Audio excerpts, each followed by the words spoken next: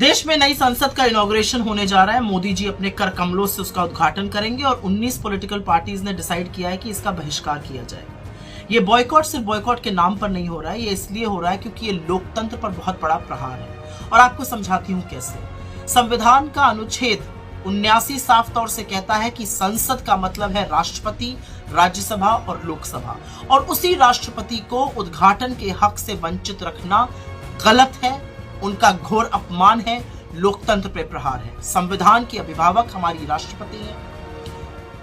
लोकसभा और राज्यसभा को बुलाने का और प्रोरोग करने का अधिकार सिर्फ राष्ट्रपति के पास है। ऐसे ही नहीं, उनको प्रथम नागरिक बोला जाता है। और शायद ये गर्व की बात है कि एक अनुसूचित जनजाति की महिला पहली बार इस देश की राष्ट्रपति बनी है। मैं पाखंड बताना चाहती हूं नरेंद्र मोदी का। जब दलित राष्ट्रपति थे, बहुत ढोंग रचा गया, बहुत ढोल पीटा गया इधर उधर, लेकिन नींव डालते वक्त रामनाथ कोविंद जी को नहीं बुलाया गया। द्रौपदी मुर्मू जी के नाम को भी बहुत भुनाया गया, लेकिन उद्घाटन के वक्त उनको ना बुलाना इस देश की राष्ट्रपति महामहिम का घोर अपमान है और इसका हर पॉलिटिकल पार्टी विरोध करती है। तो इतिहास तो रचा जाएगा, और इतिहास इसलिए रचा जाएगा क्योंकि जब देश की नई संसद का इनॉग्रेशन हो रहा था तो समूचा विपक्ष उसके विरोध में खड़ा था, क्योंकि वहां पर राष्ट्रपति का अपमान हो रहा था, लोकतंत्र की प्रणाली का अपमान हो रहा था। और बहुत झूठ परोसा जा रहा है। इंदिरा जी ने ये कर दिया, राजीव जी ने वो कर दिया। सबसे पहले तो संसद का इनॉग्रेशन और अनेक्स और लाइब्रेरी का दो अलग अलग बातें हैं। आपकी जानकारी के लिए बता दूं कि जिस अनेक्स की बात करी जा रही है उसका फाउंडेशन स्टोन वीवी गिरी राष्ट्रपति थे, उन्होंने ले किया था। इनॉग्रेशन इंदिरा जी ने किया। लाइब्रेरी का फाउंडेशन स्टोन राजीव जी ने ले किया था। इनॉग्रेशन केआर नारायणन जी ने किया। जब एक्सटेंशन हुआ अनेक्स का तो उसका फाउंडेशन स्टोन राज्यसभा के वाइस चेयरमैन हामिद अंसारी जी ने किया, और सोमनाथ चैटर्जी जी जो लोकसभा के स्पीकर थे, उसका इनॉग्रेशन नरेंद्र मोदी जी ने बतौर प्रधानमंत्री किया।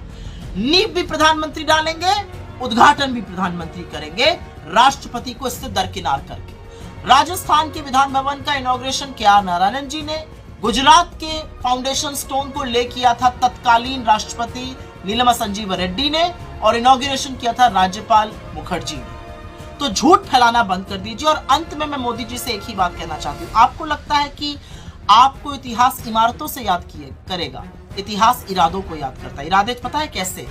200 साल की ब्रिटिश हुकूमत के बाद IIT, AIIMS, ISRO, BARC, Indian research institute बनाने वाले इरादे, जय किसान जय जवान का नारा देने वाले इरादे, विश्व का भूगोल बदलकर पाकिस्तान के 2 टुकड़े करने वाले इरादे, 19वीं सदी की बात करते वक्त 21वीं सदी की नींव रखने वाले, सूचना की क्रांति लाने वाले इरादे, IT और टेलीकॉम रेवोल्यूशन की क्रांति लाने वाले इरादे, 1991 में विश्व के साथ भारत को जोड़कर हमारी इकोनॉमी को खोलकर रोजगार बनाने वाले इरादे, 2004 से 14 के बीच मनरेगा, खाद्य सुरक्षा अधिनियम, right to education, right to information, वो बुलंद इरादे। इससे इतिहास याद करता है। इमारतें तो सीमेंट और ईंट की होती हैं, और स्पेशली जब वो ईंटें अहंकार की हों, तो इतिहास आपको महंगाई के लिए, बेरोजगारी के लिए, गरीबी के लिए, चीनी अतिक्रमण के लिए,